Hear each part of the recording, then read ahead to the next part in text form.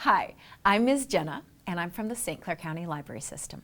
Welcome to Folktales and Fables, our series where we'll introduce you to some stories from around the world.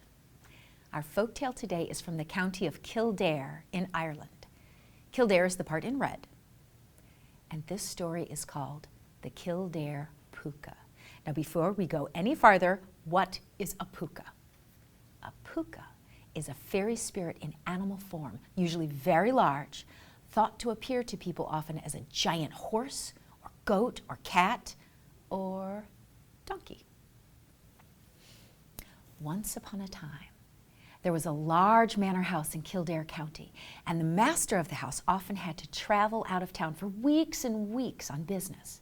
He had a large staff of servants, gardeners and maids and cooks and scullery servants. Now, if you were a scullery boy or girl, your job would be to scrub the stove and all the floors and do all the washing up of plates and pots and silverware. Now, as you can imagine, from time to time when the master had been gone for a while, some of the servants began to be a little less than diligent in their chores. Who's going to know if maybe you don't wash all the day's dirty dishes or maybe don't scrub all the floors? But almost like the kitchen each night hated to be left in a mess, they would hear in the night a terrible banging and clattering, dreadful racket that went on for hours. And the kitchen servants were terrified.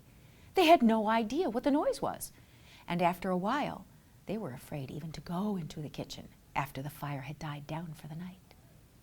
But one night, they all stayed up late by the roaring fire, telling stories of ghosts and goblins and fairies.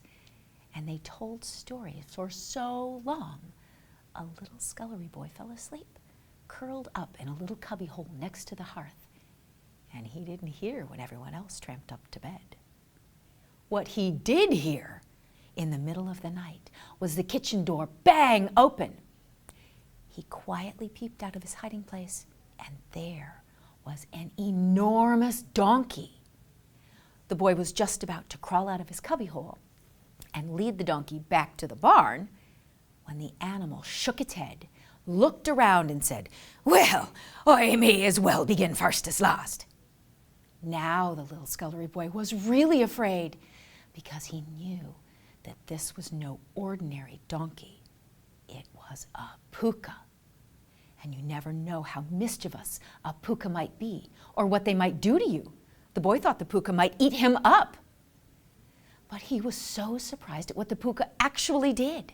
He stoked up the fire and put a giant pot of water on to boil. And when it boiled, the puka gathered up every dirty spoon and fork, every dish, every cup, and plopped them into the water and scrubbed until everything was clean. He dried and put everything away and scrubbed all the counters and swept and scrubbed the floor. And when everything was tidy and clean, out he went, the way he came. The next morning, the boy couldn't wait to tell the other servants. At first, they didn't believe him, but when he finally convinced him, they couldn't talk about anything else. And one rather lazy scullery girl observed, "If the puka's going to be doing all of our work all night, why should we be doing any of it during the daytime?" Which made sense. So all the next day, nobody did any washing up in the kitchen. No sweeping, no tidying. Dirty dishes just stayed where they'd been used. And sure enough, the next morning, everything was sparkling clean and in its rightful place. The servants loved it. They were able to spend much of the day lounging in the garden, reading, playing games, and chatting with each other about how awesome it was that the puka would do all their kitchen chores. Everything was fantastic. Until the little scullery boy, who by now had grown rather proud of his adventure, decided he was going to stay up all night and have a little chat with the puka. So he sat himself down by the fire that night, in plain sight this time, and waited, determined to talk with the puka. And sure enough, in the middle of the night, bang, opened the door, and in came the puka. The little boy said, "Good evening, sir." And the puka said, "Good evening to you. If you don't mind me asking, would you mind telling me who you are and why you're kind enough to do half our work every night?" "Well, I don't mind telling you. I was a servant for your master's father, and I was the laziest rogue ever to be clothed and fed. So when it became my time for the other side, I was given this punishment: to come here each night, do all the kitchen chores, and then out again to sleep in the cold. It's not so bad in the summertime, but it's dreadful cold in the winter, standing there with my head down, getting rained on, snowed on, wind whistling in my ears. The scullery boy, who was really very kind, felt very sorry for the puka. Is there anything we can do to help you?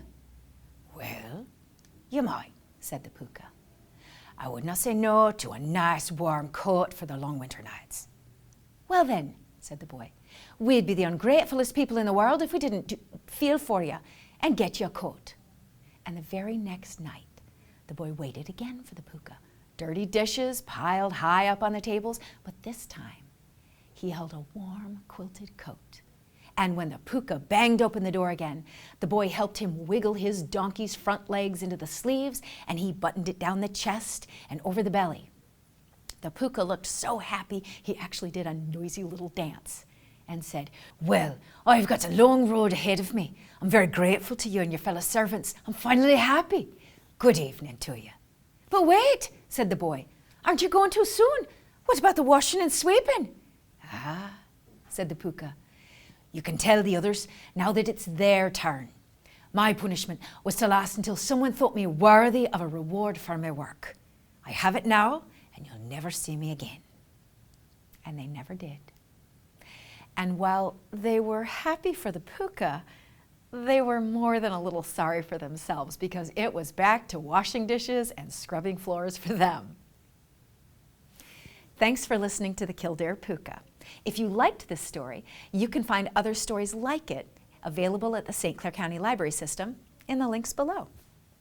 Join us next time for Folktales and Fables, when we'll hear the Egyptian myth of the Swallow's Search.